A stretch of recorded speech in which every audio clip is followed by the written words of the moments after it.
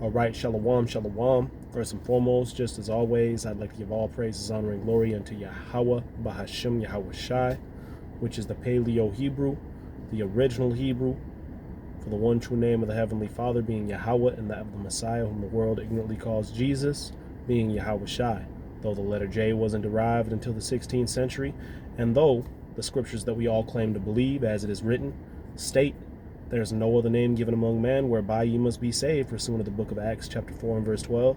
All right, showing you the importance and the relevance of the name, and the elect would have that name, man. All right. And with that said, I'd like to give double honors unto the elders and the apostles at GMS Great Millstone, who have taught me this truth through the spirit and power of Yahweh Bashem Yahweh Shai, and a sincere peace, love, blessing, salutations unto all those of you hopeful and faithful Israelites who have been called, my fellow laborers, those who are doing the best to make the calling of their election sure, man. Lord willing, you endure, and Lord willing, this be edifying. All right. And I'm just going to go ahead and get right into it, man. This is 1 Peter chapter 4 and verse 8. It says, and above all things, have fervent charity among yourselves, for charity shall cover the multitude of sins. Right? And that word charity, right? Let's go ahead and actually pull that up in the Strong's Concordance, man. And again, as I always make mention, for those of you who do not know, the Strong's Concordance is not no regular dictionary. All right, it is it's a dictionary that goes into the definition of the root words that were used, all right, in each verse, man. All right, they use a similitude of numbers to categorize each word, so that way you could find every similar word to find a proper understanding of what's being made mention of. And again, that was 1 Peter chapter 4 and verse 8. So let's go ahead and type that in. 1 Peter 4 and 8 for the word charity. All right. And they have the number sequence, letter and number sequence of G28, which goes into agape. Strong's G26. Agape. Agape. Which would mean affection, goodwill, love, and benevolence. Let's go into Strong's info and see if it further expounds upon that. Not really. All right. Yeah. So basically, love, man, affection. All right. This is what we must. This is what we must have among one another. You see, and thus, what are we doing? Covering a multitude of sins, you see? And we went into a similar precept the other day, which we could go ahead and grab real quick. I believe it is the book of Romans.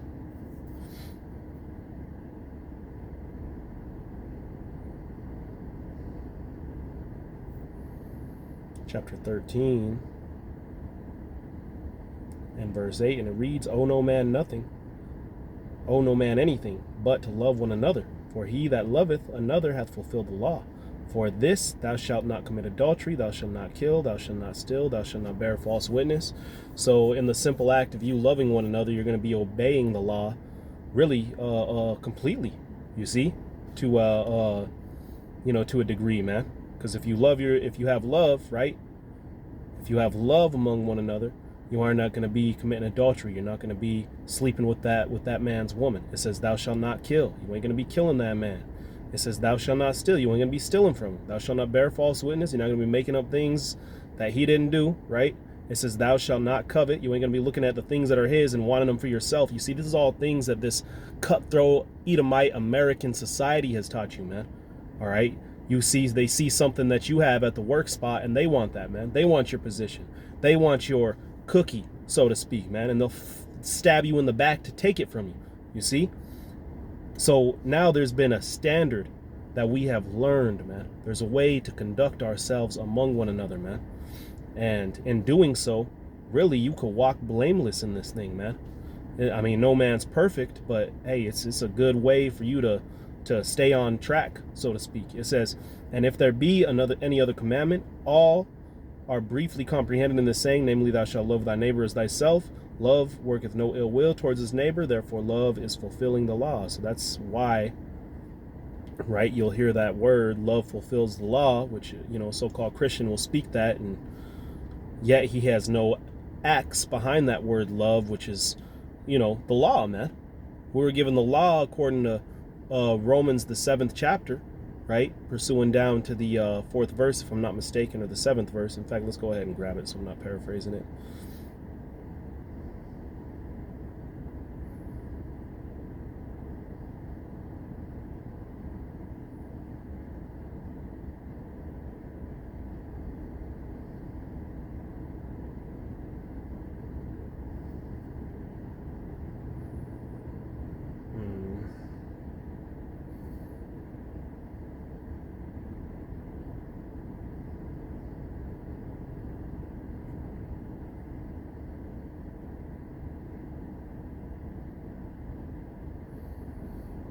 Romans 7:7, it says, is the law sin? God forbid. Nay, I had not known sin but by the law. For I had not known lust, except the law had said, thou shalt not covet. But sin, taking occasion by the commandment, wrought in me the manner of concupiscence. So, right, I'm just pulling this out to bring up the point that the law was given so we know the do's and don'ts of the Heavenly Father, man. You see, that's it. Again, a way for you to loosely fulfill the law, all right, or be perfect in the law, is for you to have love for one another, man. It's just that simple. So you see how powerful, right, the bond of the brotherhood, the brotherly love, right, the way you conduct yourselves among one another is. You see, it wasn't being said for no reason, man. Again, 1 Peter chapter 4 and verse 8, it says, and above all things have fervent charity among yourselves. And this charity, this love, could come in the form of many things, man. It may come in the form of you helping out a brother financially. It may come in the form of you helping him out with anything, man. The fact is that you are showing that love. And if you want to get really down into detail, right, as Paul said, right, we are going to be obedient within the law if we truly do have that love among one another, man. It says, use hospitality one to another without grudging, as every man hath received the gift, even so minister the same one to another as good stewards of the manifold grace of God. You see that, man? So, hey, again, we have a way to conduct ourselves, man. All right, to move with hospitality towards one another. You see? And Yahushua, man, he really set the bar, right? If you really want to go into it, man. In fact, let's go ahead and grab it real quick. This is the book of John, chapter 15, and verse 12. It says, this is my commandment, that ye love one another as I have loved you. And how did the Lord love us, man? Verse 13, greater love hath no man than this, that a man lay down his life for his friends. Right? So he put himself on the shelf, right? And did what he had to do for the brotherhood, man. And he even went as far as washing the feet of the disciples before he gave up his life for the ministry. You see? So setting a very great standard of how we must conduct ourselves among each other, man. This is the book of Sirach, or Ecclesiasticus, chapter 11.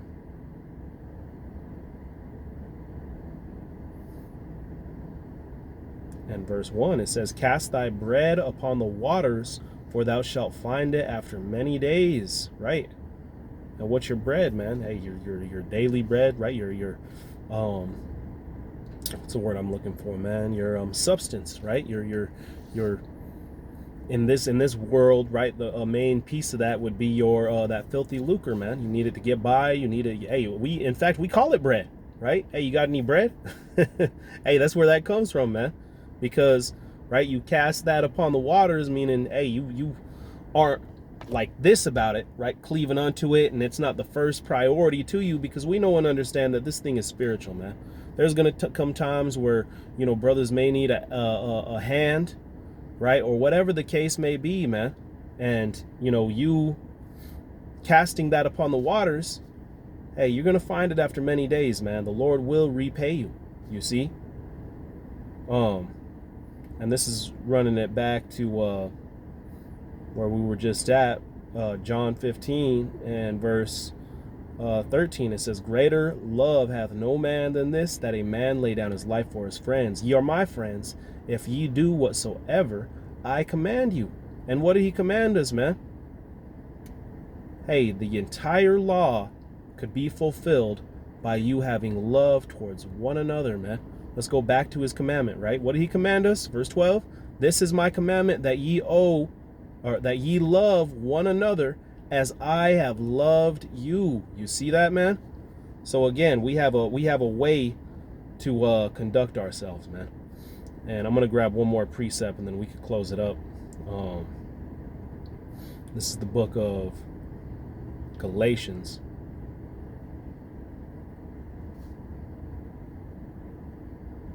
chapter 6 and verse 2. It says, bear ye one another's burdens, and so fulfill the law of Hamashiach. Okay, if you're bearing one another's burdens, that's, in other words, you having love towards one another, man. And by doing so, you're fulfilling the law. And we already went into the situation or the case or the details as to how you're fulfilling the law. Paul explained it, right? You aren't going to be breaking any of these laws if you have love towards one another, man. It's just that easy. But verse 5 reads really the complete opposite. For every man shall bear his own burden. So why is that, man? The scriptures just contradict themselves now? Well, the reason is, right, if every man bears his own burden and does what he has to do, that doesn't mean he's depending on this brother or that brother to help him, right? He's doing what he has to do. He's buckling down, because really, you never know if this brother or this brother who you were trying to just depend on, and oftentimes, man, we just got to be honest with ourselves. We're lazy, man. We don't like to have to work. We don't like to have to do all this extra shit. Oftentimes, you'll use that as a crutch, right? So if you conduct yourself in a manner that you're bearing your own burden, and really, you're putting yourself in a better situation that if this brother needs help, then, hey, you already got it, man. Instead of being the guy who's always the one needing help. You see what I'm saying? Right? So again, verse 2, bear ye one another's burdens. So if we all conduct ourselves in a manner that, hey, we're willing to bear one another's burdens, yet we are bearing our own burden, that eliminates all the animosity and all the bullshit, man. You're not looking at this brother, oh man, he should have bared my burden, or this, that, and the third. Hey, the scriptures say to bear your own burden, man. We ain't perfect out here. There's going to be offenses, right? The scriptures say, woe to you who bring offense. The scriptures also say, if thy brother offend thee, forgive him, man. Forgive him 7 times 7. Right? None of us are perfect. We're still in the flesh. We're still learning. We're still getting better. But we have the guidelines right here, man. So Lord willing, this is edifying, man. All right. I'm not really too sure what to call this. Perhaps bear your own burden in love. Something to that effect, man. Bear one another's burdens in love. We'll see what the Spirit has me end up putting down for it, man. But again, Lord willing, this is edifying. Until next time, this is the Brother Gar. All praises, honor, and glory be unto Yahweh, Bahashim Yahweh Shai, Bahashim Rakakwadash, double honors unto the elders and the apostles at GMS Great Millstone, Salakia. Talking faster than I'm thinking. And peace, love, blessing, salutations unto all those of you Israelites out there, man. All those of you who have been called, who are doing the best to make the calling of your election sure, man. Until next time, Shalom.